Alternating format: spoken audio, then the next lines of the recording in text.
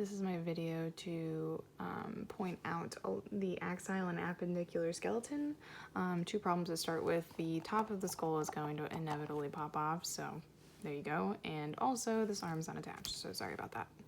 All right, so starting with the anterior skull, we got the nasal, we have the ethmoid, we have the mandible, then we have the sphenoid, then we have the zygomatic, frontal, lacrimal, maxilla, and we have the vomer, which is right here.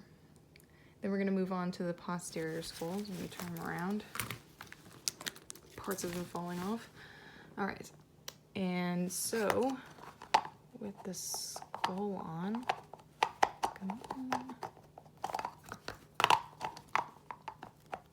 All right, so we have the mandible, we have the parietal, the occipital, and temporal right there. All right, then we're going to turn to the lateral skull. So I'm going to turn back around again.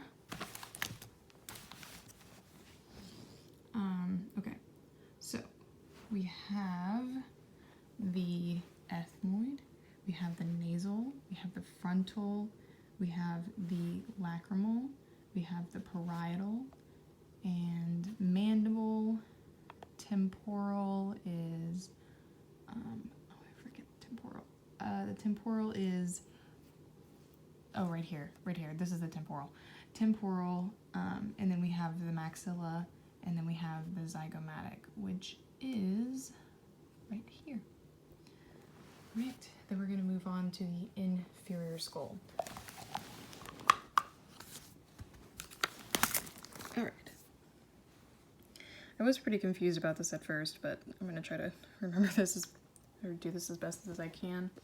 All right, so we have the ethmoid, we have the parietal, which is going to be the top part of the skull over here, and then we have the frontal, the occipital, the back, then we have the temporal, and then we have the sphenoid, which is right over here. Yep, right here. I think I got the sphenoid and the temporal confused. I get temple and temporal mixed up. So this is the sphenoid, the temporal's in the base of the skull. It's going to be this bottom part right here, to be clear. Oops, sorry, right there. All right. Now we're going to move over to the vertebrae column. Vertebral column. All right.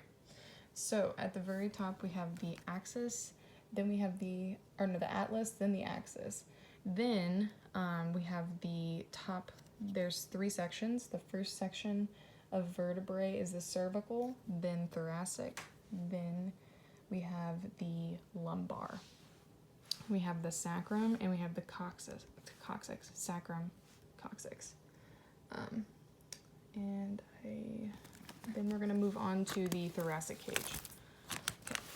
Thoracic cage is here. Now we have the body of the sternum, which is right here, the manubrium right here, and we have all of the true ribs up here, the false ribs down here, including these two down here, and then these are the floating ribs. Then we're going to move on to the pectoral girdle. Right. Now we have the clavicle, we have the humerus, then we have the ulna, the radius, and the last one is the scapula. Right, then moving to the hand and wrist. Stick with me on this one, I get pretty confused. So to start with the hand and the wrist, we're going to start with the capitate, the hamate, the lunate, sesamoid, scaphoid, trapezium. All right, moving on to the pelvic girdle. We have the ilium here, and then we have the ischium. I don't know if I'm pronouncing that right. I keep forgetting how to pronounce it. Then we have the pubic here. Then we have the femur, here. And then we have the fibula, the tibia, and then we have the patella here. And I think that's all of that one. So now we're going to move on to the ankle and the foot. All right. Again, the hand and the foot is a little bit of a struggle for me, so I'm not sure if I'll get this wrong. I'm trying to remember here. All right, so I know this is the phalange, and I know that this is the metatarsal, and I know that this is the calcaneus, and I know that this is the cuboid, and then the lateral cuneiform here, and then the lateral cuneiform is here, and then we have the medial cuneiform, which is here, and then we have the cuboid, and the talus is going to be over here. I think that's all of them. But yes, that's the appendicular and axial skeleton.